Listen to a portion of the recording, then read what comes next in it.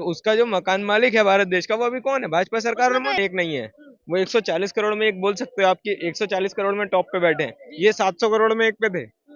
इन बच्चियों का मनोबल ना तोड़िए, अपना घमंड छोड़िए। आज तक की रिपोर्ट ही आज तक के चैनल पे दिखा दी अंजना ओम कश्यप को, वो उसको कोई जवाब नहीं मिला। फिर हाँ, अरेस्ट होना चाहिए, मेरे हिसाब से तो अरेस्ट होना चाहिए। क्यों होना चाहिए? पॉस्को पे, एफआईआर में पॉस्को पे सेक्शंस लगे हैं। पॉस्को में कानून कहता है इमीडिएट अरेस्ट।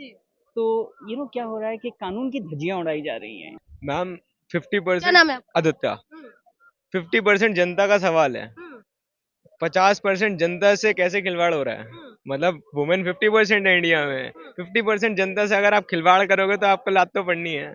कौन खिलवाड़ कर रहा जायज और कौन कर रही है? भाजपा सरकार कर रही है और ब्रजभूषण शरण सिंह कर रहे हैं। देश तो तब बदनाम होगा जब ये बच्चियां हमारी इंटरनेशनल फोरम्स में चली जाएंगी।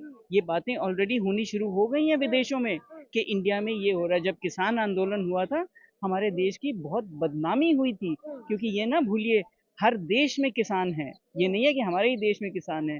तो इनको समर्थन पूरे जब दुनिया से मिलने लगा था, तब जाके उन लोगों ने अपनी सारी चीजें विड्रॉ करी थी, जो पहले वो हम पे थोप रहे थे हमारे किसानों। मैं भी एक किसानी परिवार से हूँ। तो ये जो है, यहाँ पे हमें ये समझना है कि हमारी बच्चियाँ यहाँ बैठी हैं, ये कुछ कह रही हैं, इनकी सुनवाई ही नहीं हो रही है, इनकी सुनवाई ही नहीं हो रही है। तो उसमें उनको तकलीफ नहीं हो रही होगी, और किस माहौल में बैठी। हम चुनाव लड़ ले, अब चुनाव ब्रजभूषण शरण सिंह को दिल्ली में ले आओ तो कहाँ तो ब्रजभूषण सिंह और क्या कुछ, ये तो पागल बनाने वाली बातें हैं। वही है, वो आदमी होता है ना जब वो खिसिया जाता है तो वो कुछ भी बोलता है तो वो वाली कहानी है। अब तो ये तो छोड़ दो कि ब्रजभूषण शरण सिंह क्या कह रहे हैं। आप ये देखो, अगर आप रेपिस्ट का टैग लग गया है, ठीक है, उनकी स्टेटमेंट पूरे दिन चल रही है न्यूज चैनल पे, उन जिनके साथ कुछ हुआ है वो उनकी स्टेटमेंट कहीं नहीं है न्यूज चैनल में। यानी कि मीडिया पे सवाल है आपका। मीडिया पे सवाल है, जायज सवाल है, और मीडिया पे सवाल क्यों नहीं होगा? आप आप कोर्ट्स का मखौल बना रहे हैं। आपको ये देश को जब चलाना है ना, तो एक बड़े नियमित तौर से चलाया जाता है। कुछ हो रहा है हमारे पब्लिक में, कुछ आक्रोश है, उसको सुनिए, इत्मीनान से सुनिए। ये नहीं कि मैंने आज कहा कि आप ठीक नहीं है तो आप कहेंगे नहीं आप ठीक नहीं है जी, मैं तो बहुत ठीक हूँ। ऐसा नहीं होता है। आपको धैर्य से, तसल्ली से, आराम से इनकी बात सुननी चाहिए और उसका समाधान निकालना चाहिए। आप तो उल्टा इन्हीं पे लंछन लगा रहे हैं, इतनी लेट क्यों बोल रही हैं, पहले क्यों नहीं बोली, यहाँ पे आके बैठ गई हैं, देश बदनाम हो रहा है। बताओ, एक पुलवामा अटैक भी हुआ, पुलवामा अटैक के बारे में सत्यपाल मलिक जी ने इंटरव्यू दिया, ठीक है, वो उल्टा उन्हीं से क्रॉस क्वेश्चन कर रहे हैं। अरे भैया, क्वेश्चन किससे होता है? क्वेश्चन अगर आप एक मकान मालिक हो, मकान मालिक के मकान मालिक से ही तो फोन क्वेश्चन होगा ना मकान के बारे में कि क्या हुआ। तो उसका जो मकान मालिक है भारत देश का वो अभी कौन है? भाजपा सरकार उसमें में तो मोदी। एक चैनल पे ये एंकर ये भी बोल रहे हैं कि प्रूफ नहीं है, प्रूफ लेके आओ तब हम उसमें डिबेट करेंगे। मैम, और उसमें आपने ये देखा कि वहां पे आरएलडी के एक नेता खड़े हुए थे, उन्होंने न्यूज आज तक की रिपोर्ट ही आज तक के चैनल पे दिखा दी अंजना ओम कश्यप को, वो उसको कोई जवाब नहीं मिला। फिर वो क्या करते हैं, इधर भाग जाते हैं। आप बताओ ना, भारत देश के साथ खिलवाड़ कर रहे हो। चाइना देखो, चाइना इंडिया के अंदर कितना आ रखा है, आप सबको पता है। चाइना ने इंडिया के अंदर कॉलोनी बना दी, नाम चेंज कर दिए, उस पर कोई बयान नहीं देता है।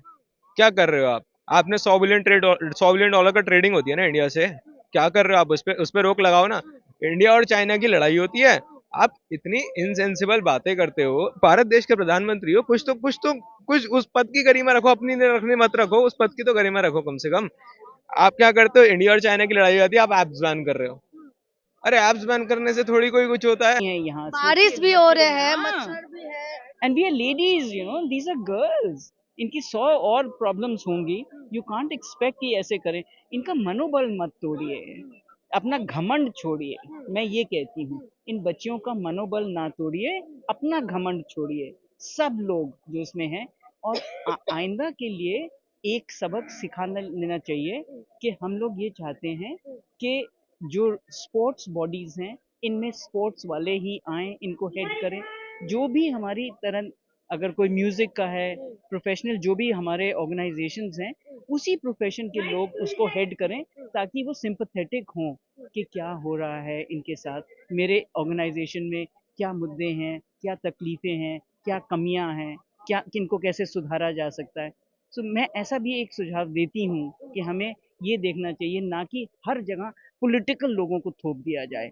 हमारे कितने सारे पॉलिटिकल लोग पढ़े लिखे भी नहीं है, तो उनमें ये लोग कह देंगे अजी पढ़े लिखे नहीं है तो क्या हुआ, वो तुम्हारी तरह सब अमेरिका थोड़ी चले जाएंगे। ये पढ़े लिखे नहीं है तो क्या हुआ, तजुर्बेकार तो हैं, ज़रूर होंगे तजुर्बेकार, लेकिन उनमें वो जो है डिसेंसी कमी नज़र आती है मुझे, कि इनमें शराफत की कमी नज़र आती है मुझे। तकलीफ़ होती है कि ऐसा क्यों हो रहा है, क्योंकि हमारा देश, हम तो अपने देश में सबको बोलते रहते हैं हम तो बड़े प्रसिद्ध हैं जी, दुनिया भर में हम बड़े प्रसिद्ध हैं। हम ये नहीं बताते हैं कि हम दुनिया भर में कितने बदनाम भी होते रहे हैं और होते जा रहे हैं। तो वो बातें भी बाहर आनी चाहिए ना। जैसे यहाँ पे आप लोग सब इकट्ठे, ये लोग पॉलिटिकल पार्टीज भीड़ें इकट्ठी कर लेती हैं, 500 कह के 200 रुपए दे के उनको धोखा भी दे देती हैं। वहाँ पे ऐसा कुछ नहीं है। वो ये देखते हैं कि इन लोगों ने बोल दिया कि यहाँ पे हमारा शोषण हुआ है, इस तरह से हमारे साथ धोखा हुआ है, वो चीज़ों को पकड़ते हैं वो लोग। तो हम मौका ही क्यों दें किसी को? हमें मौका ही नहीं देना चाहिए बाहर वालों को हमारे कोई बुराई करने का या हमारे को कोई आलोचना करने का। आप मुझे बताइए, जैसे नॉर्मल इंसान जो होते हैं, अगर इनके लिए इतना ज़रा टफ होता है एफआईआर करवाना या इन्वेस्टिगेशन होना, तो नॉर्मल इंसान, आप और हमारे जैसे इंसानों के लिए न्याय जो है वो है ही कितना ज़्यादा है टफ ही होता नहीं, है?